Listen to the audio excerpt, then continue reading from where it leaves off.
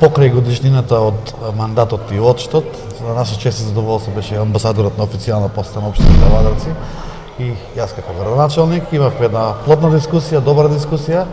Јас морам да спомнам да кажам дека ние заедно со амбасадата и преку бизнис секторот се поврзуваме, така да ИГМ Трейд како компанија има фабрика во Кавадарци, има во Словенија бизнис, така да тоа е еден добар момент и почеток да овие два града, Кавадарци, поготово со Словенија, се поврзат и понатаму да го шират бизнисот во делот на различни дејности. Зборувавме во делот на култура, во делот на она што значи образование и морам да спомнам дека еве амбасадорот баш можеби многу покомпетентно да каже за култура, за тоа што е доктор на науки во делот на она што значи музика и има негови компоненти. Собрано така да се договоривме за следен пат да организираме една позабавна културна манифестација каде што директно ќе презентираме и негови и наши работи во делот на култура. Би сакал во оваа прилика еве и една благодарност до амбасадорот и до словенската држава, пошто ние како општина Кавадарци заедно со трите, односно заедно со двете општини, општина Росоман и општина Годино, работиме на заеднички проект за прочистителна станица за водата за пиење. Тоа е проект со вредност од 4 милиона евра, каде што словенската влада ќе парципира со 51% грант или 2 милиона и 100 евра. Рестот од парите треба да ги обезбеде владата на Република Македонија до 80% и они останатиот дел од 20% останува општините парцијално да го поделиме според број на жители. Така да можеме ова да го соопштиме како многу битен момент и ексклузивна информација поради тоа што кавадарчани, неготинчани и росмчани благодарение на Словенија и меѓународната соработка може да добиеме во иднина во наредните 30-40 години поквалитетна и побезбедна вода за здравјето на нашите луѓе. Мени е драго ево да сам баш данас код вашeg градоначалника на годишница, да сам му честитам поново. Тоа е една велика символика, jer kad sam ja došao u Makedoniju da služim vojsku, imao sam godinu dana radnog staža, a vaš gradonačelnik bio star godinu dana. To su jedne velike simbolike, ovako malo, to je istina tačno malo ovako zarelaksirano. Ja sam 2 godine ambasador slovenjački u Makedoniji, 6. sam ambasador po redom, pre toga sam bio u Turskoj. Moram da kažem da, jasno, to svi znaju, odnosi između Slovenije i Makedonije su odlični zaista u svim oblastima. Ove godine imali smo, samo ove godine, 8 posjeta iz Slovenije u Makedoniju. To su velike stvari. Razgovarali smo sa gradonačelnikom danas, na kratko smo se sreli o daljoj saradnji, on je rekao ekonomija, kultura, nauka sa ljudima, ovo što se kaže people to people diplomacy sa decom u osnovnoj školi.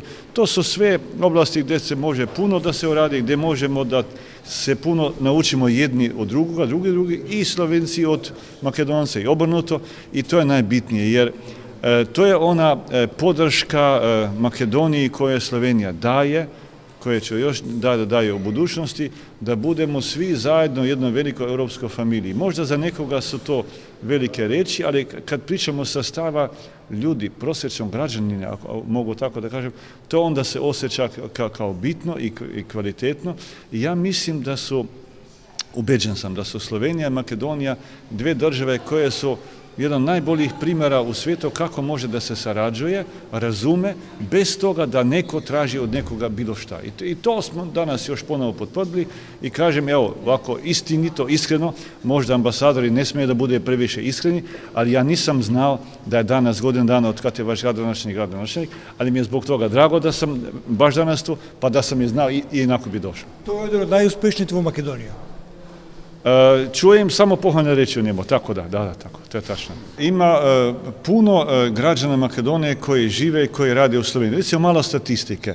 U Sloveniji otprilike živi 20.000 građana Makedonije koji su postali slovenjački građani, plus ima ih oko 20.000 koji rade u Sloveniji kao makedonski građani. Treće, Slovenija je posljedno nekoliko vremena prva lokacija za studente iz Makedonije. U Sloveniji studira skoro 800 studenta iz Makedonije, to je najveća brojka u široj regiji. Recimo, samo ove godine iz Bitolske gimnazije otišlo u Sloveniju da studira 50 đaka, medicina, društvene nauke, tehničke nauke, tako da i to je jedna potvrda odlične saradnje. Ja mislim dve stvari su tu značajne. S jedne strane, Makedonci, pre svega mladi građani ove države, vide Sloveniju kao neku destinaciju gdje se osjećaju kao kod kuće. Drugo, ja mislim to je vrlo bitno zbog nečega dodatnog, jer ako mladi čovjek iz Makedonije dođe u Sloveniju, osjeća se kod kuće, on neće zaboraviti svoju tatkovinu, kako se kaže, doće vjerojatno natrag. A ako ide na drugi kraj svijeta, neće doći natrag. Tako da, to je vrlo bitno. Plus, vidite, u Sloveniji radi nekoliko Makedonaca koji su svjetski stručnjaki u svojoj oblasti. Recimo Igor Badev, poznati srčni hirurg, on bi mogao da radi u Houstonu bilo kada. Otišao u Sloveniji, ostao u Sloveniji. Recimo onda Vasko Atanasovski, jedan najboljih džezista, ostao u Sloveniji. Znači to su sve potvrde saradnje između dvije naše države i tu treba da se onda politika da uradi što je sve moguće da ti ljudi ostaju tu, da se vraćaju ili onda povezuju naše države još dalje i pre svega ljude. Makedonsko vino sad, evo, ja volim crno vino i sad nemojte me pitati koje je bolje, slovenjačko ili makedonsko. Vidite, broj turista iz Slovenije u Makedoniji povećava se non stop, opet nisu to neke ogromne brojke, pošto ipak samo nas ima 2 miliona, ali opet broj se povećava, pre svega ja bih rekao zbog prirode, zbog topline koje se osjeća kod ljudi u Makedoniji, bilo gdje, pa i zbog toga jer su građani Makedonije koji žive u Sloveniji najbolja reklama za Makedoniju. To je to. I to je najnormalnije. I to je pa taj osjećaj prijateljstva i osjećaj da se osjećaš kao kod kuće.